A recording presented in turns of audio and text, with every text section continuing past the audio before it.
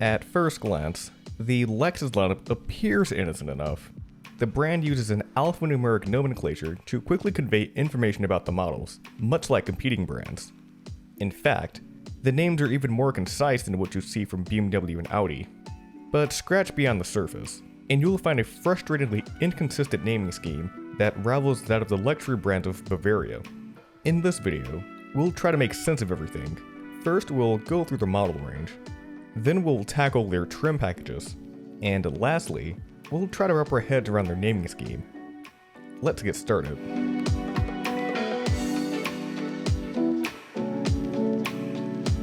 Let's start with their sedans. The Lexus IS is a compact executive sports sedan with a starting price of $39,000. It competes with segment mainstays like the BMW 3 Series, Mercedes-Benz C-Class, and Audi A4.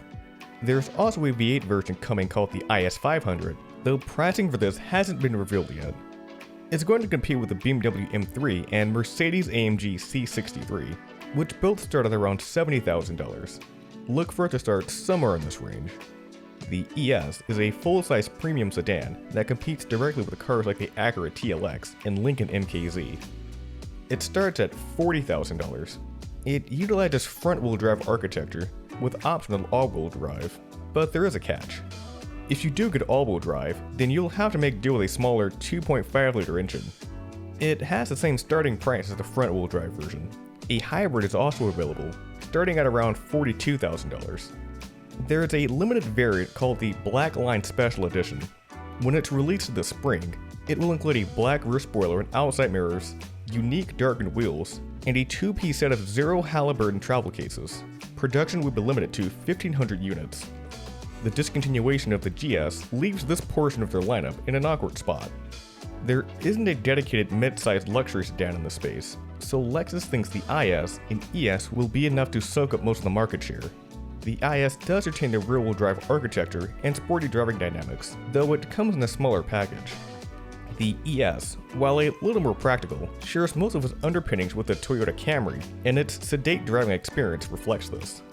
The best choice will ultimately come down to what you're looking for in your next vehicle, as they're positioned at two very different customer bases. Telling the cars apart shouldn't be terribly difficult. The DRL in the IS comes in at the top and is completely integrated into the main housing. The one in the ES is lower and somewhat detached from everything else. Both have variations of the same surface language. The lines in the IS pop out more, as seen by the stronger creases near either wheel. The ES just doesn't come with the same energy. The rear door lines in the IS completely envelop the window, while the ES still has some chrome hanging off. The IS separates itself even further around back, where it has a light bar that stretches across the rear end. The Lexus LS is a full-size luxury sedan that starts at $76,000. It competes with the Mercedes-Benz S-Class, BMW 7 Series, and other similar cars. An all-wheel drive version is available for just under $80,000. The LS is the largest sedan of their lineup, so it's easy to tell it apart from the others simply based on its dimensions. The doors in the LS leave even more window behind. It also has distinctive detailing just above the door handles. Lastly, it has a subtle kink in its taillights. Now let's pivot over to the crossovers and SUVs. At $33,000, the UX serves as the entry point for the brand. It competes with other gateway crossovers like the BMW X1, Volvo XC40, and Audi Q3. A hybrid starts at $35,200, and Lexus will also offer this model with the Black Line package. This one is of particular note because the normally black cladding around the wheel arches will be key to the color of the car. Don't expect to see this feature in the flesh. They're only planning on building 1,000 examples. The NX has a starting price of $37,610 and is available in a variety of configurations. All-wheel drive starts at $39,000, while the hybrid starts at around $40,000. The UX and NX appear to be similar cars, though there are a few differences that distinguish them. The UX is basically a hatchback on stilts, while the NX has a more traditional crossover look. The NX also has a larger and more powerful 2.5-liter engine that puts out 235 horsepower compared to the UX's 2-liter 169 horsepower unit. Aesthetically speaking, the DRL on the UX is integrated into the main unit while the one on the NX is broken off entirely from it. The UX also has a light bar that stretches across the rear, much like the IS. The Lexus RX is a mainstay of the mid-sized luxury SUV segment, going up against stalwarts like the Lincoln Aviator, Volvo XC90, and BMW X5. It starts at around $45,000. All-wheel drive is offered at $46,500, and the hybrid starts at just under $48,000. Lexus also offers a 3-row RX for $47,820. The Blackline trim is available for this model. Like the UX, production will be limited to 1,000 units.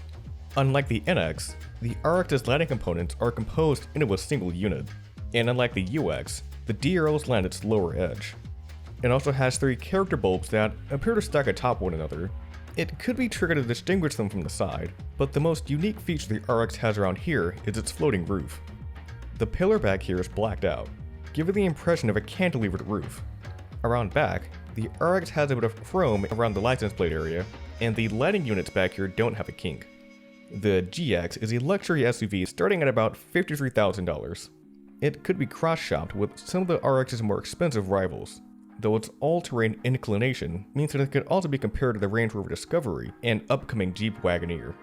The DRL on the GX kicks back toward the middle of the headlamp, which is unique in their SUV lineup.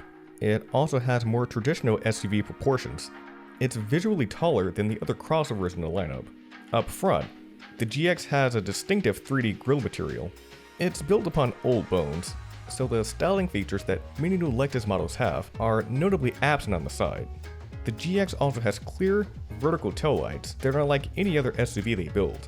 Rounding out their utility vehicle lineup is the Toyota Land Cruiser-derived LX. It competes directly with the BMW X7, Range Rover, Lincoln Navigator, and like-minded vehicles. The 2-row version starts at about $86,700, and the 3-row starts at just under $92,000. The headlights don't give the grille any room to breathe. They're pressed right up against it, in fact, which differs from every other car Lexus has for sale. Its grille also bears more resemblance to a cheese grater than I think Lexus realizes. Lexus also has a selection of performance coupes. The RC has a starting price of about $42,000 and competes with the Audi A5 and Infiniti Q60. A V8 version, called the RCF, starts at just under $66,000. It has a few visual indicators, including a massive front spoiler, a hood scoop, and unique quad exhaust tips. It separates itself from the other models with its unique light signature, smaller grille, and coupe body style. There is a special version called the RCF Fuji Speedway Edition. It features carbon ceramic brakes, titanium exhaust, and extensive use of carbon fiber throughout. It starts at around $97,000, and production will be limited to just 60 units worldwide. The final model we'll be taking a look at is the LC. It's a luxury touring coupe that competes with cars like the BMW 8 Series and Porsche 911. It comes with a V8 starting at a price of about $93,000, but a version with a hybrid powertrain begins at about $97,600. The convertible starts at about $101,000, though this is only available with the V8. There hasn't been anything too out of the ordinary so far, but things go downhill as soon as numbers come into play. The numbers and alphabet soup designations have traditionally pointed toward engine displacement, and while so many factors have strayed from the light, Lexus names are consistent. Sometimes. Let's start with the easy ones. The 200 and UX 200 accurately indicates a 2-liter engine. Any car with 350 will have a 3.5-liter engine. Additionally, the GX 460 and LX 570 have 4.6-liter and 5.7-liter V8s respectively. Now there are a few exceptions to this. Cars ending in 300, like the IS 300, actually have a 2-liter 4-cylinder engine.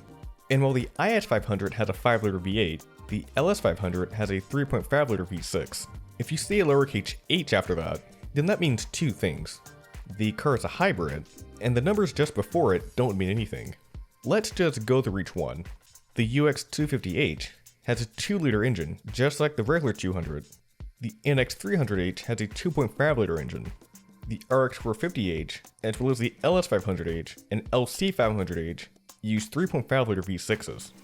We're not finished quite yet. Most Lexus models are offered in more specific trim packages, and to make things even more confusing, they aren't consistent across the entire range. The F-Sport package includes some performance-oriented bits like bolstered seats, a reworked suspension setup, lateral performance dampers, tweaked bodywork, and unique wheels. It's a little more than the appearance package, though it's not to be confused with their high-performance F models. Every car except for the GX, LX, and LC have an available F-Sport trim. A few models subscribe to another series of option packages, luxury and ultra luxury. These just wrap together various options into one package. The former is offered in the ES, UX, NX, and GX, while ultra luxury is exclusive to the ES. The GX has an additional premium trim between the base model and the top of the line luxury trim. And that's everything. Let's go through a few examples now. ES250 Ultra Luxury All-Wheel Drive is pretty self-explanatory. It's a top trim ES with a 2.5-liter engine and all-wheel drive. NX300H Luxury All-Wheel Drive. This is an all-wheel drive 2-liter NX with the luxury package. RC300 F-Sport All-Wheel Drive. This is an RC with a 2-liter engine, the F-Sport package, and all-wheel drive. Let's do one more. RX450HL all-wheel drive. This is an RX that uses a 3.5-liter V6 in conjunction with a hybrid system. It also has a third row and all-wheel drive. The Lexus lineup isn't the absolute worst I've seen, though it does take some of the worst of luxury naming schemes and is somehow simultaneously straightforward and convoluted. I hope I did a good job of making sense of everything. Thanks for watching.